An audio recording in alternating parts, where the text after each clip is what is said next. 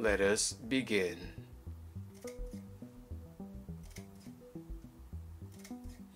Hello everyone and welcome to BHD Studios.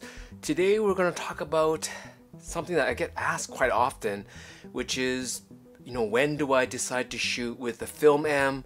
When do I decide to shoot with the digital M? Should I buy a film M? Should I buy a digital M? What's the advantages of shooting with one or the other? So I thought I would just kind of talk about how I use my M system. This is my M10-R with the 28 Summicron. This is my M7 with the 50 Elmar M collapsible. This is a new M11P on loan from Leica with a 35 apochromatic Summicron. And this is my M4. With a Kex light meter on top with no lens on here. And so these three are mine that I use, and this is on loan. And there are basically two reasons why I shoot film, and I don't see either of them as one is better or one is worse.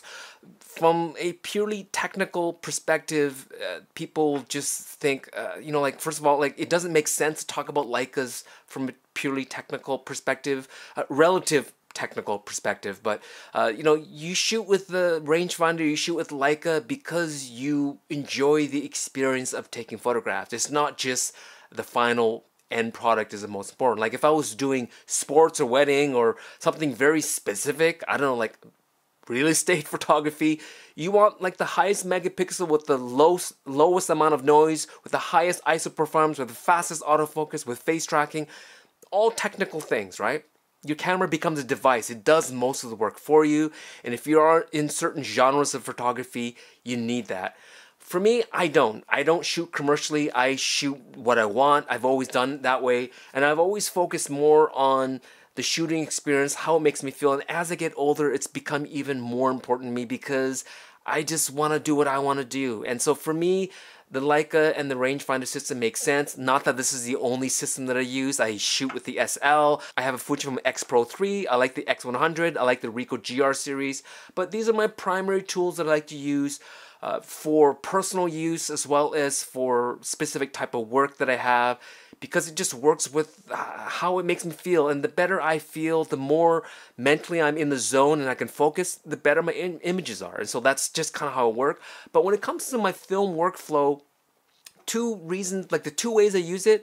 One is if I have a specific project in mind. And so those of you know, I've been working on Hong Kong neon for the past few years, and my main camera has been my M7 and the 28 Summicron. And so I had a project in Hong Kong where I noticed that the neon signs were disappearing. People were telling me, hey, that sign you took a photo of, it no longer exists. I realized that the government were removing signs. And so, neon signs, like the real neon signs, is like a vacuum tube with chemistry in there, and then they put an electric charge through it. So it's an analog process.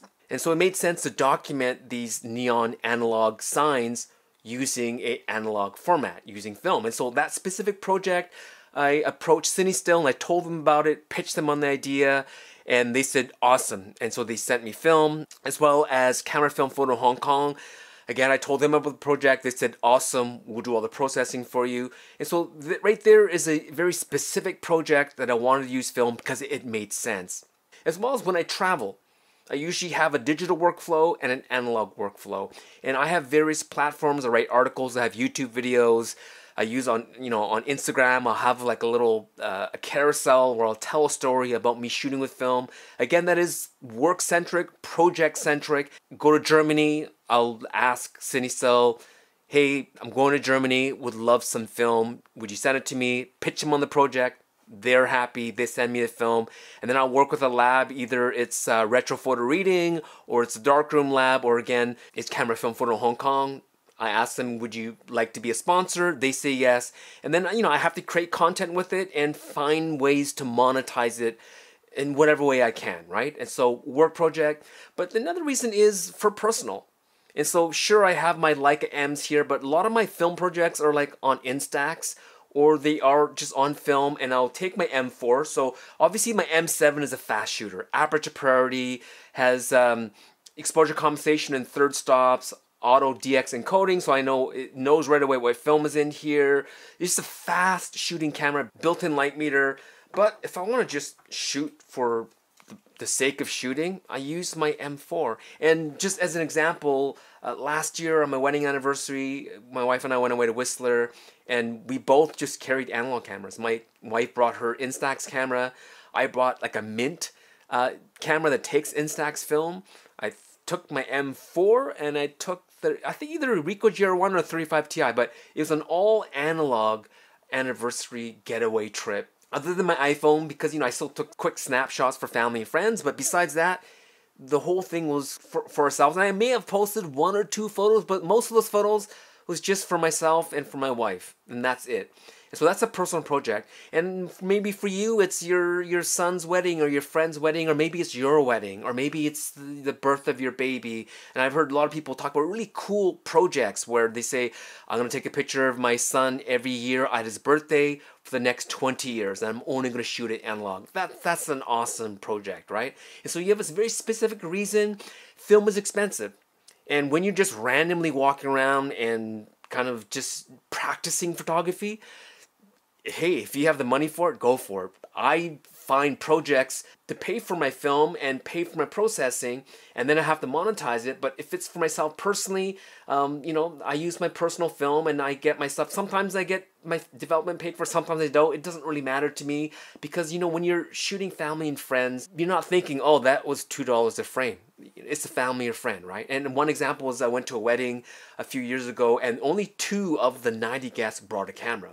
The other fellow, older fellow, bought a 15-year-old digital point and shoot, and I had my Nikon 35 Ti, and I shot the roll at the wedding, took pictures of the bride, the groom, with the grandparents, with the parents, and then I printed them out, and then I gave them the physical prints. I never once thought about the price or the expense of it, right? It may came to like $60 to do all of that, but in the end, it's like, well, it's a personal thing. I never shared those photos because they were actually one of my best friend's daughters that got married. And so for stuff like that, you don't count the cost of film. And so I want sort of like the cameras that work best with the way I enjoy shooting. I love the feel of my Leica M's.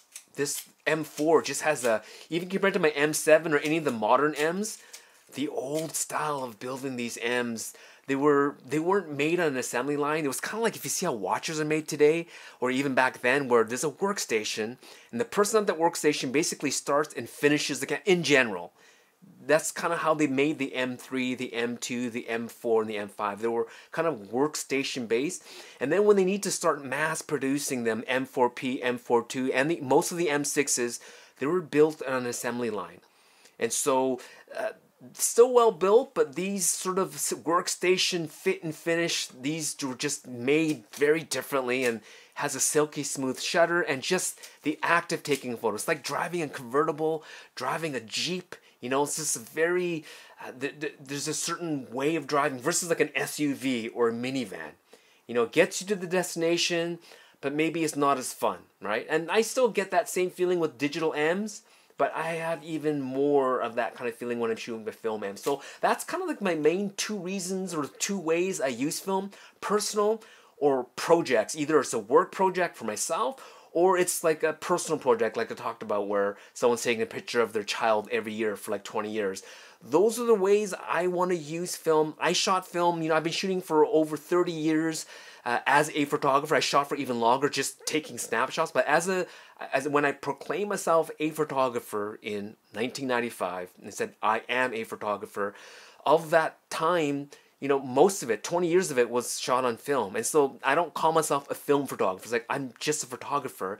I still enjoy using film. I've never stopped using film. Like I still have all my film cameras from when I was doing commercial and wedding work.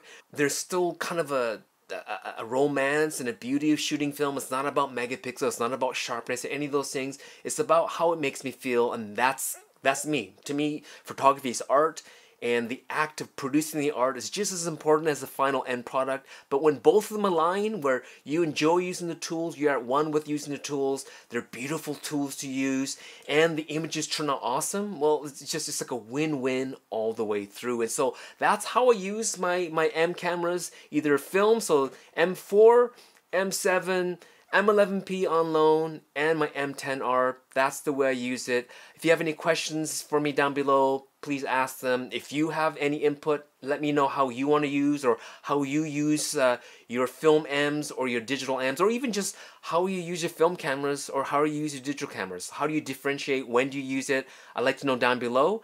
Thanks for watching and happy shooting.